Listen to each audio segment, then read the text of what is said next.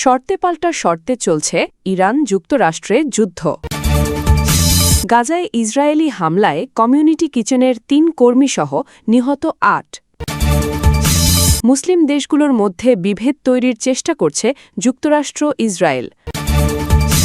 পেজেশকিয়ানের uranium হস্তান্তর সহ ইরানকে ৫ শর্ত দিল যুক্তরাষ্ট্র। প্রিয় দর্শক, এবার জানিয়ে দেবা বিস্তারিত। তবে তার আগে আপনি যদি এই চ্যানেলে নতুন দর্শক হয়ে থাকেন তাহলে চ্যানেলটি সাবস্ক্রাইব করে দিবেন পরবর্তী সকল আপডেট নিউজ সবার আগে পেতে।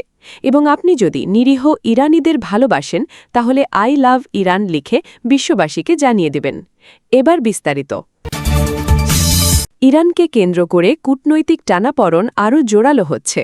চলমান আলোচনা ও উত্তেজনা প্রশমনের প্রচেষ্টার মধ্যেই যুক্তরাষ্ট্র নতুন করে কঠোর অবস্থান নিয়েছে বলে জানা গেছে। তেহরানের দেওয়া শান্তি প্রস্তাবের জবাবে ওয়াশিংটন ৫ দফা শর্ত উপস্থাপন করেছে, যা দুই দেশের সম্পর্কে নতুন করে উত্তাপ ছড়িয়েছে। রবিবার ১৭ মে ইরানের আধা সরকারি ফার্স নিউজ এজেন্সির বরাতে আন্তর্জাতিক একাধিক গণমাধ্যম জানায়, যুক্তরাষ্ট্রের অন্যতম প্রধান দাবি হল ইরানের কাছে থাকা প্রায় ৪০০ কেজি সমৃদ্ধ ইউরেনিয়াম সরাসরি যুক্তরাষ্ট্রের কাছে হস্তান্তর করতে হবে। একই সঙ্গে ইরানের ওপর পূর্ববর্তী নিষেধাজ্ঞার কারণে সৃষ্ট আর্থিক ক্ষতির কোনো ধরনের ক্ষতিপূরণ দেওয়া হবে না বলেও স্পষ্ট অবস্থান জানানো হয়েছে। প্রতিবেদন অনুযায়ী ওয়াশিংটনের আরেকটি শর্ত হল ইরানের পারমাণবিক কর্মসূচির আওতাধীন একাধিক স্থাপনার মধ্যে ভবিষ্যতে মাত্র একটি কেন্দ্র চালু রাখার অনুমতি দেওয়া হবে। পাশাপাশি বিদেশে জব্দ থাকা ইরানের বৈদেশিক মুদ্রার রিজার্ভের অন্তত ২৫% অবমুক্ত করার দাবি কার্যত নাকচ করেছে মার্কিন প্রশাসন। মধ্যপ্রাচ্যের চলমান সংঘাত নিরসনের বিষয়টিকেও আলোচনার অংশ হিসেবে যুক্ত করেছে যুক্তরাষ্ট্র।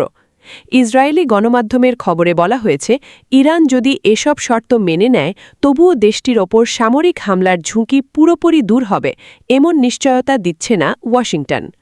এদিকে যুক্তরাষ্ট্রের এই অবস্থানের তীব্র সমালোচনা করেছে ইরানি গণমাধ্যম ও কর্মকর্তারা।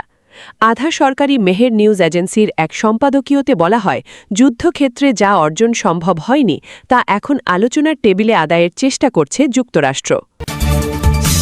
গাজা উপত্যকায় ইসরায়েলি হামলায় অন্তত ৮ ফিলিস্তিনি নিহত হয়েছেন। নিহতদের মধ্যে মধ্য গাজার দেইর আল বালাহ এলাকায় একটি কমিউনিটি কিচেনের ৩ কর্মীসহ নিহত হয়েছেন।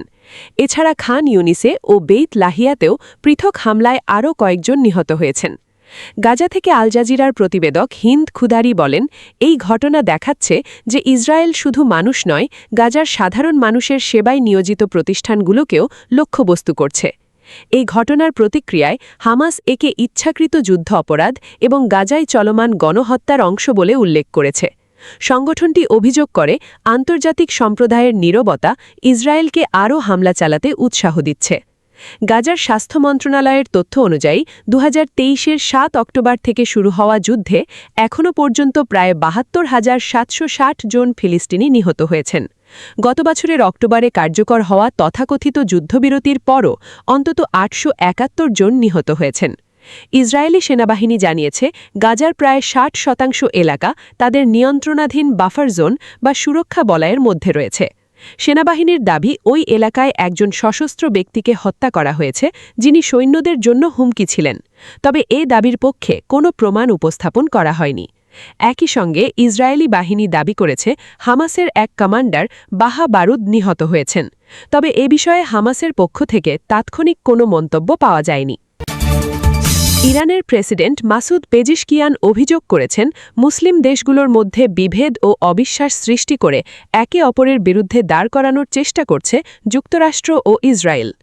রবিবার তেহরানে পাকিস্তানের স্বরাষ্ট্রমন্ত্রী মোহসিন নাকভির সঙ্গে বৈঠকে তিনি বলেন, ইরানের নীতিগত অবস্থান হল প্রতিবেশী দেশগুলোর সঙ্গে বন্ধুত্বপূর্ণ সম্পর্ক জোরদার করা, বিশেষ করে উপসাগরীয় মুসলিম রাষ্ট্রগুলোর সঙ্গে।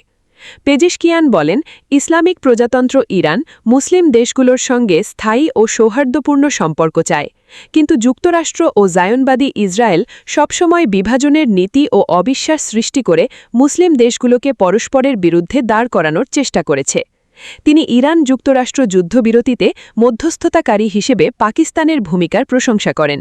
একই সঙ্গে আশা প্রকাশ করেন এই ডাট্টিকিক প্রচেষ্টা মধ্যপ্রাচ্যের শান্তি, স্থিতিশীলতা ও দীর্ঘমেয়াদী সুরক্ষা জোরদার করবে।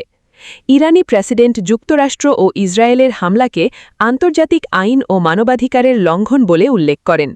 তিনি বলেন, এই হামলায় ইসলামিক বিপ্লবের সর্বোচ্চ নেতা আয়াতুল্লাহ সাইয়েদ আলী খামেনি, কয়েকজন শীর্ষ সামরিক কর্মকর্তা, মন্ত্রী, শিক্ষার্থী ও সাধারণ নাগরিক নিহত হয়েছেন। পেজেশকিয়ান আরও দাবি করেন, যুক্তরাষ্ট্র ও ইসরায়েল ইরানের উত্তর-পশ্চিম ও দক্ষিণ-পূর্ব সীমান্ত দিয়ে সশস্ত্র গোষ্ঠীগুলোকে অনুপ্রবেশ করিয়ে দেশে অস্থিতিশীলতা তৈরির চেষ্টা করেছে। তবে পাকিস্তান, আফগানিস্তান ও ইরাক তাদের ভূখণ্ড ইরানের বিরুদ্ধে ব্যবহার করতে না দেওয়ায় তিনি এসব দেশের প্রশংসা করেন। চলমান আলোচনায় ইরানের সামনে 5টি বড় শর্ত তুলে ধরেছে যুক্তরাষ্ট্র। রবিবার 17 মে ইরানি সংবাদ মাধ্যম ফার্স নিউজের প্রতিবেদনে বলা হয়েছে, তেহরানের পারমাণবিক কর্মসূচি ও আঞ্চলিক উত্তেজনা ঘিরে যুক্তরাষ্ট্র কঠোর অবস্থান নিয়েছে।